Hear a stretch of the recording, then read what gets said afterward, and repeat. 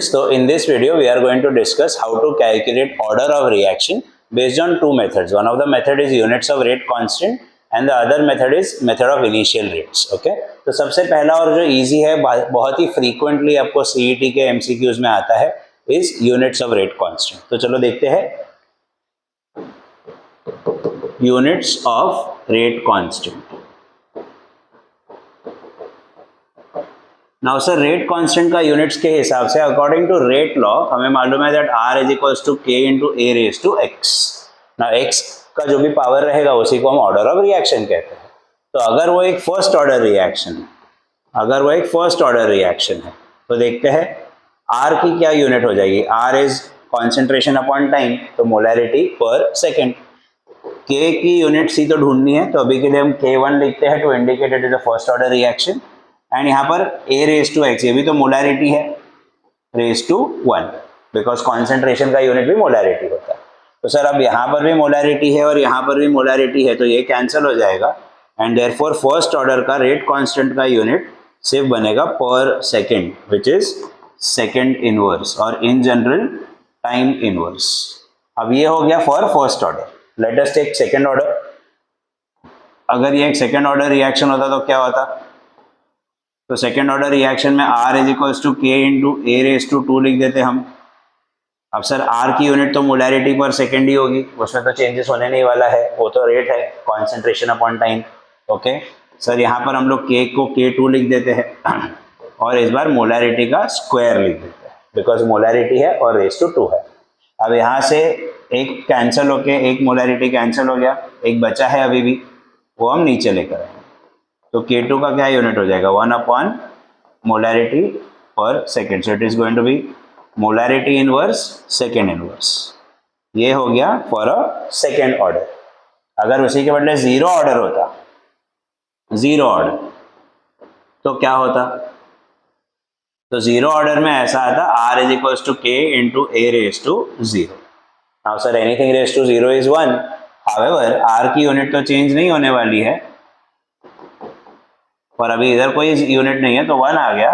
तो जो R का यूनिट है वही K का यूनिट बन जाएगा. तो K for zero order is molarity per second. तो सर ये जीरो ऑर्डर का यूनिट है, ये सेकेंड ऑर्डर का यूनिट है, ये फर्स्ट ऑर्डर का यूनिट है. लेकिन सर हर बार सिर्फ जीरो फर्स्ट और सेकेंड तो नहीं आएगा, अलग अलग ऑर्डर आ सकते हैं. तो अगर अलग ऑर्डर आया, nth order, it can be a fraction, it can be a whole number, it can be a negative order, it can be anything. तो अगर n आया तो क्या करेंगे. तो एक जनरल फॉर्मूला हम यहाँ पे बना रहे हैं. Okay, K for nth order is equals to molarity raise to 1 minus n second minus 1. Okay, molarity raise to 1 minus n second minus 1. ये उसका जनरल फॉर्मूला है, where n is the order of reaction. अब चाहे negative order हो, चाहे whole number हो, चाहे fraction हो, ये आपका आंसर फिक्स्ड है. Molarity raise to 1 minus n second minus 1. So आप इसका स्क्रीनशॉट निकाल के लिख लीजिए. एक क्वेश्चन हम सॉल्व करते हैं, देखते हैं. सो अगर क्वेश्चन आया है कुछ इस तरह से, what is the unit of rate of reaction for a fifth order reaction. Okay, for a fifth order reaction. Okay, अब सर आपने थोड़ी देर पहले फॉर्मूला पढ़ा, K is equals to molarity raise to 1 minus n s minus 1. सही है.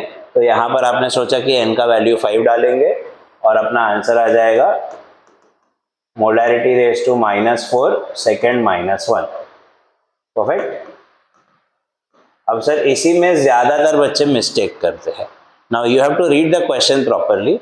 मैंने आपको रेट ऑफ रिएक्शन पूछा है. Okay, most of the times the student don't read the question properly and therefore वो लोग फिर क्या करते हैं, रेट कांस्टेंट का फॉर्मूला लगा देते हैं, जबकि क्वेश्चन में रेट ऑफ रिएक्शन पूछा है. तो you have to be very careful with this. Rate of reaction for any order the units will always be molarity per second. Okay, हाँ, इसी के बदले अगर मैंने रेट कांस्टेंट पूछा होता तो ऑफकोर्स आपका आंसर -4 -1 आता. ओके और ये पर्पजली ये लोग क्या करेंगे, आपको ऑप्शन ए में सबसे पहला -4 सेकेंड -1 मिलेगा और आपको लगेगा कि ये अपना आंसर राइट है, जबकि वो गलत हो जाएगा। तो be careful while you are reading the question, it is rate of reaction and not the rate constant. Rate of reaction के लिए दूसरा ऑप्शन रहेगा मोलैरिटी पर सेकेंड और वो आपका आंसर है and not -4 -1। Okay so be careful.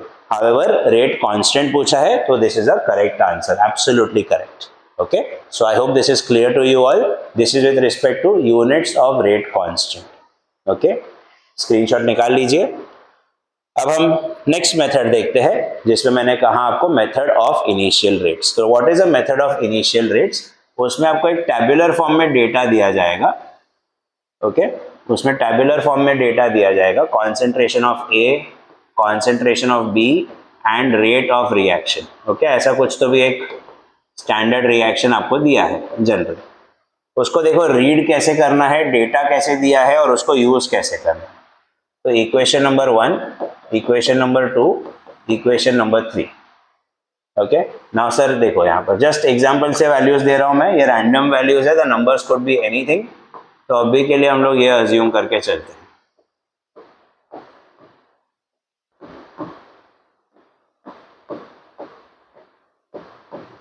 Okay ये आपको डेटा दिया है, इसको हम रीड कैसे करेंगे? सबसे पहले तो हॉरिजॉन्टली रीड करेंगे कि जब भी कॉन्सेंट्रेशन 10 था, कॉन्सेंट्रेशन 20 था, तभी रेट वाज 200 और 100। जब कॉन्सेंट्रेशन 20 हुआ तो रेट 200 हो गया, कॉन्सेंट्रेशन 20-40 हो गया तो रेट 800 हो गया। हॉरिजॉन्टली रीड करना। इसका एक लॉन्ग कट मेथड आपको सिखाता हूँ जो बोर्ड एग्जाम में काम आएगा और एक शॉर्टकट मेथड सिखाता हूँ जो एंट्रेंस एग्जाम में काम आएगा। ओके अभी बोर्ड एग्जाम में क्या काम आएगा, तो रेट लॉ का फॉर्मूला हम बिठाएंगे, R is equals to K into A raise to X B raise to Y। अब इसमें आपको मल्टीपल चीजें पूछी जाती है। पहला फाइंड ऑर्डर ऑफ रिएक्शन, दूसरा फाइंड K और कभी कभी तीसरा पूछा जाएगा find units of K। Okay तो ये तीनों चीजें हम सॉल्व करने की ट्राई करते हैं, एक लॉन्ग कट मेथड से और एक शॉर्टकट मेथड से। पहले हम लोग लॉन्ग कट मेथड देख लेंगे बिकॉज बोर्ड एग्जाम में अगर आता है तो हमें इस तरह से इसको सॉल्व करना है। तो what is the long cut method? तो long cut method goes something like this. देखो पहले थोड़ा सोचते हैं, अपने पास दो अननोन है x और y। अब दोनों के दोनों साथ में तो नहीं ढूंढ सकते, किसी को तो कैंसिल करना पड़ेगा। तो x और y में से पहले किसको कैंसिल करते हैं? आपको ढूंढना क्या है? I am asking your question, आपको क्या ढूंढना है? अब ज्यादातर बच्चे सोचते हैं x और y में सबसे पहले x ढूंढना है। अब मुझे नहीं पता आपका ऑब्सेशन x के साथ क्या है, पर ठीक है चलो आपको आपकी x इतनी पसंद है तो हम x को ढूंढते हैं। x को ढूंढने के लिए क्या कैंसिल करना पड़ेगा? y कैंसिल करना पड़ेगा। y किसका पावर है? सर y b का पावर है। अब b के यूनिट्स में देखो जरा, there are 2 values of b जो कांस्टेंट है। तो ये रेशियो अगर लिया तो b कैंसिल होगा और b के साथ साथ b का पावर जो y है वो भी कैंसिल हो जाएगा और फिर अपने को x मिल जाएगा। तो हम करते हैं इक्वेशन 1 अपॉन इक्वेशन 2। तो देखो भी यहाँ पर क्या होगा, R1 upon R2 is equals to K into A1 raise to X B1 raise to Y upon K A2 raise to X B2 raise to Y। Sir पहले तो रेट कांस्टेंट कैंसिल हो जाएगा K। अब हम value substitute करते हैं, R1 100, R2 200, A1 की value देखो 10 है रेज टू X, B1 की वैल्यू 20 है raise to Y upon A2 20 raise to X and B2 20 raise to Y। तो इस बार सर ये 20 raise to Y 20 raise to Y cancel. What are we left with? 100 upon 200 which is 1 by 2. इधर 10 by 20 which is again 1 by 2 the whole raised to x. तो sir अब यहाँ पर आपका पावर 1 है और यहाँ पर आपका पावर x है, therefore x is equals to 1। तो यहाँ पर आपको x की वैल्यू मिल गई। अब x की वैल्यू मिलने के बाद हम y की वैल्यू ढूंढने की ट्राई करेंगे। तो y ढूंढने के लिए दो ऑप्शन है, दो तरीके हैं। 1 इस y ढूंढना है तो या तो x को कैंसिल करो, दैट इज वन ऑप्शन। अगर x कैंसिल नहीं हो रहा है तो कोई प्रॉब्लम भी नहीं है क्योंकि x की वैल्यू अभी आपको मिल चुकी है। अपन ने कैंसिलेशन क्यों किया था? सोचो, हमने कैंसिल किया था क्योंकि दोनों अननोन थे इसलिए कैंसिल किया था। लेकिन अगर एक अननोन है और एक नोन है तो कैंसिल करने की ज़रूरत नहीं है, सब्स्टिट्यूशन कर सकते हैं। Okay, so now we will try to solve y के लिए x का कैंसिलेशन करना है और हमें दिख रहा है कि यहाँ पर दो x की वैल्यूज कांस्टेंट है। अगर नहीं भी होती तो कोई प्रॉब्लम नहीं था, क्योंकि x की वैल्यू हमें मिल चुकी थी, हम सब्स्टिट्यूट कर लेते। ओके, यहाँ पर दो वैल्यूज कांस्टेंट है 2 और 3, तो मैं 2 और 3 का रेशियो निकालता हूँ। तो R2 upon R3, R2 upon R3 में फिर से K2 raise to x B2 raise to y upon K A3 raise to x B3 raise to y। Okay, अब R2 की वैल्यू है सर 200 और R3 की वैल्यू है 400, K कैंसिल हो जाएगा ऑफ कोर्स। अब A2 की वैल्यू कितनी है 20 रेज टू x, A3 की वैल्यू भी 20 रेज टू x है, और B2 और B3 कितनी है, तो B2 is 20 raise to y and this is 40 raise to y। इस बार सर ये कैंसिल हो जाएगा। अब सर 200 अपॉन 400 कितना होता है 1/2, सॉरी 200 अपॉन 800 है, माई मिस्टेक। ओके, 200 अपॉन 800 है तो 1/4 हो गया, और ये 20/40 तो 1/2 रेज टू y हो गया। अब सर 1/4 को हम 1/2 का स्क्वायर भी तो लिख सकते हैं, एंड यहाँ पर 1/2 रेज टू y हो गया, एंड देयरफॉर आपको मिल गया कि y का पावर क्या आ रहा है 2, सो y इज इक्वल्स टू 2। तो हो गया आपका काम, x की वैल्यू मिल गई 1, y की वैल्यू मिल गई 2, और हमें पता है order of reaction is x plus y which is 3, तो ये थर्ड ऑर्डर रिएक्शन हो गया। तो सर अपना पहला काम हो गया थर्ड ऑर्डर। थर्ड क्वेश्चन देख लेते हैं, यूनिट्स ऑफ k। अभी थोड़ी देर पहले डिस्कस किया कि k की यूनिट्स होगी molarity raise to 1 minus n second minus 1, तो molarity raise to 1 minus 3 second minus 1, तो मोलैरिटी -2 सेकेंड माइनस 1, ये हो गया आपका यूनिट। और फिर क्वेश्चन पूछा है अपने को फाइंड k, तो अभी k कैसे ढूंढेंगे, तो इन तीनों इक्वेशन में से किसी भी एक इक्वेशन को उठाओ और उसको सॉल्व कर दो। ओके, क्योंकि आपके पास a की वैल्यू है, देखो अभी यहाँ पर आपके पास कोई भी एक इक्वेशन में r की वैल्यू है, a की वैल्यू है, b की वैल्यू है, x की वैल्यू है और y की वैल्यू है। अब आपके पास सारी वैल्यूज है except the value of k, तो बस इसमें सब्स्टिट्यूट करेंगे, किसी भी एक इक्वेशन को सॉल्व करेंगे और आपको आपका k का वैल्यू भी मिल जाएगा। अब ये जो पूरा प्रोसेस है ये क्या है, ये एक लॉन्ग कट मेथड। ओके, इसमें आपको पूरा सॉल्व करना है। बोर्ड एग्जाम में आएगा तो हम इसको इसी तरह से सॉल्व करेंगे, लेकिन सर अगर ये एंट्रेंस एग्जाम में आए तो क्या करेंगे, how can we speed up our process entrance exam, because entrance exam में हमारे पास इतना टाइम नहीं होगा। तो अगर एंट्रेंस एग्जाम में आए तो इसका क्या करेंगे, सेम क्वेश्चन लेता हूँ। Okay, so let's see this time a b and r 10 20 and इधर 100 था, फिर ये 20 हुआ, ये 20 हुआ और ये 200 हुआ, और फिर ये 20 था, ये 40 हुआ और ये 800 हुआ। बराबर है, ये सेम वैल्यूज थी।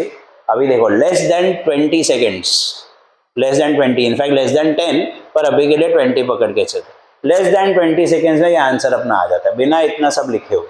तो यहाँ पे प्यार से देखो, कॉन्सेंट्रेशन को पावर रहती है, ओके, रेट को पावर नहीं रहती है। तो हम लोग देखते हैं सर पहले एज यूजुअल x की वैल्यू ढूंढते हैं।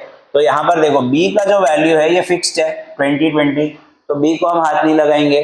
तो a देखो क्या हो रहा है, a का क्या हुआ 10 का 20, 2x हो गया कि नहीं, ये 2x हो गया।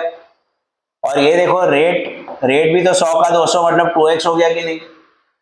तो सर अभी 2 पे क्या पावर आना चाहिए, 2 raise to what will give us 2, 2 raised to what will give us 2, the answer is 1 and therefore a का पावर क्या हो जाएगा 1।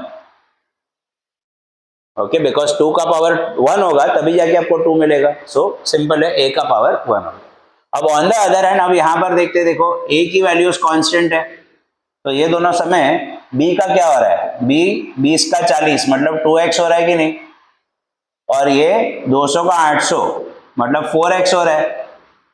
तो sir 2 raised to what will give me 4, तो 2 raised to 2 है एंड देयरफॉर y का value 2 हो गया, बस सिंपल था। ओके, तो सर आप टेबल देखते ही आप अंदाजा लगा सकते हैं, आप टेबल देख के ही कैलकुलेट कर सकते हैं तुरंत ही कि क्या आ रहा है। देखो यहाँ पर हमने बी कांस्टेंट रखा था, तो ए डबल हुआ और रेट भी डबल हुआ, तो 2 नहीं 2 इज 2, इसलिए ए का पावर 1 आ गया। फिर यहाँ पर ये डबल हो रहा है लेकिन ये 4 गुना हो रहा है, तो 2 विल गिव अस 4, इसलिए बी का पावर 2 हो गया। तो बस एक्स और वाई की वैल्यू मिल गई। मोस्टली एंट्रेंस एग्जाम में आपको इस तरह से ढूंढने को आता है। सो this is about a number question. एक और क्वेश्चन हम सॉल्व करते हैं इसी से रिलेटेड, ऐसा ही सिंपल था। Okay, so we have 2 people P Q and rate. ये शॉर्टकट मेथड से हम ट्राई करेंगे, लॉन्ग कट मेथड से नहीं। ओके, देखो क्या क्या है अपने पास, 5 7 40 10 7 एंड 160, ओके, एंड 15 14, ओके, तो ये हो जाएगा 720। चलो ट्राई करते हैं इस बार। देखो मैंने जानबूझ के क्या किया है, पी की जो तीनों वैल्यूज है वो कैंसिल नहीं होने वाली है, लेकिन क्यू की 2 वैल्यूज कैंसिल होगी। तो ये याद रखिएगा कि कम से कम एक कंपोनेंट ऐसा होगा जिसका 2 वैल्यूज कैंसिल हो सकता है, बिकॉज इस तरह से नहीं हुआ तो फिर साइमल्टेनियस इक्वेशंस में से आपको सॉल्व करना पड़ेगा। अब वो सीईटी लेवल पे नहीं आएगा, वो शायद जेडब्ल्यू पे आ सकता है कि तीनों वैल्यूज अलग अलग हो सकती है, and then you will have to simultaneously solve it. Okay, anyways, तो अभी यहाँ पर तो देखते हैं। देखो ये 7 7 कैंसिल हो जाएगा, तो सर अब यहाँ पर देखते हैं 5 का 10 मतलब 2x हुआ, और ये 400 का 160, सॉरी 40 का 160 मतलब 4x हुआ। तो 2 raise to what will give me 4, तो आंसर इज 2, तो p का पावर 2 हो गया। अब बात करते हैं दूसरे केस में, कुछ कैंसिल नहीं हो रहा है। तो देखो ये 5 का 15 मतलब 3x हुआ, ये 7 का 14 मतलब 2x हुआ, और ये 40 का 720, ओके, 40 का 720 मतलब ये 18x हो गया। बराबर है कि नहीं? अभी देखो यहाँ पर इधर 3 का पावर है x, because p raise to x होना चाहिए था, 2 का पावर है y, और यहाँ पर मिला के टोटल कितना इंक्रीज हो रहा है 18। लेकिन सर x की वैल्यू तो हमें ऑलरेडी मिल चुकी है 2, तो यहाँ पर सब्सटीट्यूशन हो जाएगा, into 2 raise to y is equals to 18। 3 का स्क्वायर 9, तो 9 is into 2 raise to y is equals to 18। अब यहाँ से 9 2 जा होगा कैंसिल, तो 2 raise to y is equals to 2 raise to 1, therefore y is equals to 1। Okay, so देखो यहाँ पर आपने देखा कि तीनों में से एक भी वैल्यू कैंसिल नहीं हो रही थी p की, फिर भी हम लोग को आंसर आ गया। एक भी कैंसिलेशन हो गया काफी हो जाता है, फिर हम सब्स्टिट्यूट कर सकते हैं, बिकॉज इस बार x की वैल्यू अननोन नहीं है। ओके, x की वैल्यू अननोन नहीं है, तो हम आसानी से उसको कैलकुलेट कर सकते हैं। So this is how we will be solving method of initial rates, and इसके पहले हम लोग ने देखा यूनिट्स ऑफ रेट कांस्टेंट। चलो एक ट्राई करते हैं। Okay, the unit of k for a given reaction is molarity raised to -7 second -1. Find the order of reaction. तो ये तो बहुत ही सिंपल है। We already know that molarity का जो फॉर्मूला है वो 1 - n सेकेंड -1 होता है, जबकि यहाँ पर हमें मोलैरिटी -7 दिया हुआ है, तो -7 को 1 - n के साथ रिलेट कर देंगे। ओके, n यहाँ पर आ जाएगा, 7 यहाँ पर आ जाएगा, तो n is equals to 1 + 7 and the answer is 8th order. Okay, बहुत ही सिंपल सा क्वेश्चन था। ऐसे टाइप के क्वेश्चंस आपको सीईटी में बहुत बार आ सकते हैं। ओके, अभी एक और क्वेश्चन देखते हैं based on the initial rates, method of initial rates. अभी एक लास्ट क्वेश्चन देखते हैं इस टाइप के लिए। Okay, last question is very simple, P Q and rate.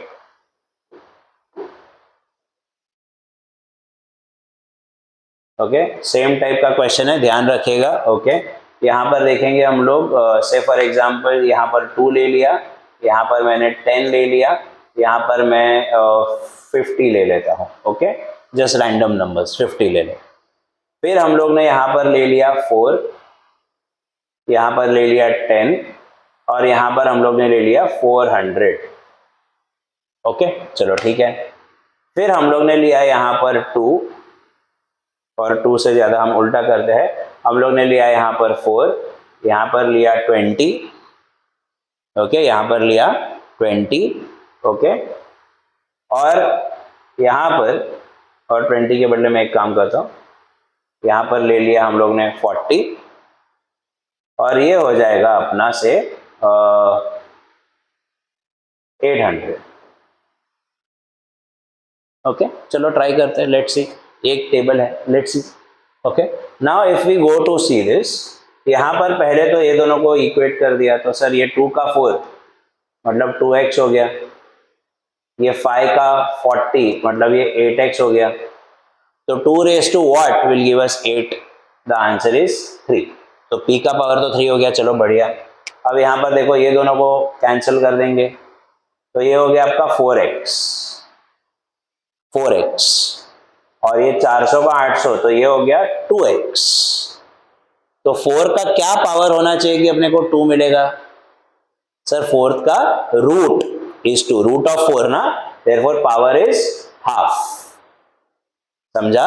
4 raised to what will give us 2? तो 4 raised to अंडर रूट, 4 का under root को क्या बोलते हैं? हाफ, तो 4 raised to half will give us 2, okay, and therefore q का power आ गया 3, 1.5 half, and p का पावर आ गया 3, therefore overall order of reaction will be 3 plus half which is 3.5, ऐसे लिख दो या फिर 7/2 लिख दो, ओके, जैसे आपको ठीक लगे आप उसको लिख सकते हैं, और उसका भी यूनिट आप निकाल सकते हैं, n को 7/2 लेके वही जो फॉर्मूला बनेगा उससे भी आप सॉल्व कर सकते हैं।